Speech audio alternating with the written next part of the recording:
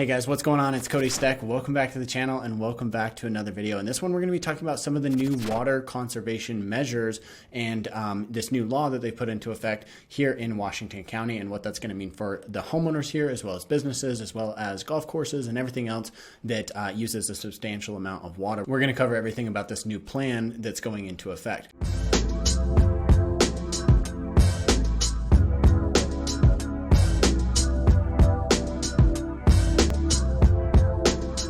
Before we do that, if you're thinking about making a move here or you already live right here and you're thinking about buying, selling, or investing in real estate, reach out to me. I've helped people from all across the world relocate right here to our own backyard and also helped a ton of people here locally do the same exact thing, whether they're buying, selling, investing, even building for new construction, helped those people as well. And I'd love to help you. So my information's here on the screen. Reach out, call, text, or email anytime, and let's have a chat about the type of home and lifestyle that you're looking for. All right, without further ado, let's go ahead and jump into this article here. So this article here says we can't risk running out of water. Washington County adopts new water restrictions. One of Utah's and the nation's fastest growing areas is banning non-functional grass at any new commercial, institutional, and industrial developments, limiting grass at new homes under a new ordinance. Washington County Water Conservancy District announced the new changes on Wednesday, which also bars new golf courses unless the developers can provide their own non-potable water source for irrigation and require secondary and reused water for outdoor irrigation where available. So basically they have to have, a secondary source of water in order to build a new golf course, which I think is actually pretty good. I mean, the area is going to continue to expand. And of course, a lot of people like golf, so they want to be able to go out and do that activity. But the reality is it does take up not only a lot of space, but also a lot of water, which in a desert is incredibly important. This is a practice that is already being used for parks, government facilities, and some residential neighborhoods. The new ordinance is projected to help conserve nearly 11 billion gallons of water over the next decade. We can't risk running out of water. Prolonged drought has threatened our only water source. We have to make changes on how our community uses its water to protect our economy and quality of life.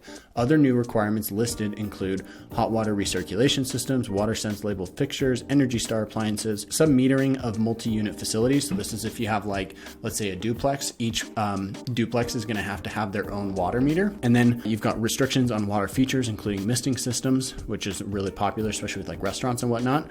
Water budgets for golf courses, limits on water used by car wash facilities. I think all of these are really good things that need to be monitored. So it's good to see that these steps are being taken as part of this process. Every respective municipality in the county will enforce its new ordinance, district officials added. It's up to cities to review any water waste complaints and monitor metering data, as well as issue any penalties to customers who don't comply with the ordinance. The district said an additional fee for higher water use will be charged beginning in 2023 with the hope that it will help encourage compliance. So they're basically saying, hey, we're going to start charging people more, and hopefully that means that people will end up using less water. The money generated from those fees will go toward water conservation programs, such as providing rebates to allow residents to replace grass with water-efficient landscaping.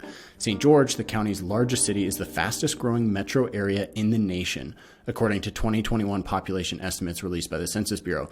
That's pretty crazy, guys. It's crazy to see this type of growth happening right here in our own backyard. Yes, everything is booming. It's crazy, especially when you're driving around town. I mean, you see this, but it's just crazy to know that it is actually the fastest growing area in the entire nation. The entire county experienced a 6.1% jump in population to a little over 190,000 people overall. That growth follows a 30% jump in population between 2010 and 2020.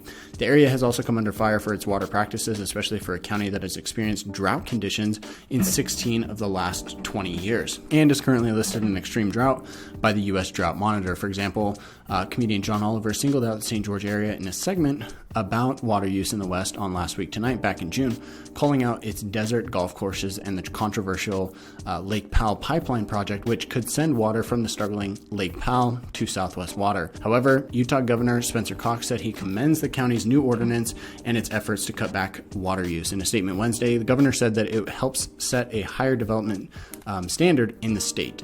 This is really important, guys. I think this is actually something they should implement across the entire state. It's good to see that it's starting here in Washington County, but I do think this is something that they need to do across the entire state, whether that's central Utah or northern Utah as well, because these types of developments are going to really prolong the long-term use of the water that we have here in the state and how that water gets used. So I think this is something that's really critical to the long-term growth of our state. The reality is people are going to continue moving here. They're going to continue moving to St. George, to Salt Lake, to just Utah in general. And, the result of that is that we do need water. We do need access to these resources. And so, rather than saying, oh yeah, just people stop moving here, that's not the answer. The answer is really to figure out these different ways where we can, kind of get used to the actual climate that we have here. And, the fact is it's a desert, so there's not a lot of water. And, who knows, this drought may continue. So that's something we have to kind of prepare for and make sure that we can conserve water in the long term. So with that said, guys, thanks so much for watching. If you enjoyed this video, give me a thumbs up, share this video with a friend or a family member who's also interested in this type of information. And last but not least, don't forget to reach out to me if you're thinking about buying, selling, or investing in real estate, whether you live right here locally or you're moving in from out of state. Reach out to me. My information's here on the screen. Call, text, or email anytime. I love hearing from you guys and cannot wait to hear about you and your own personal story and why, what you're looking to do and how we can help make that happen. I want to be your trusted real estate resource. So again, I can't wait to hear from you. Thanks for watching. We'll catch you in the next one.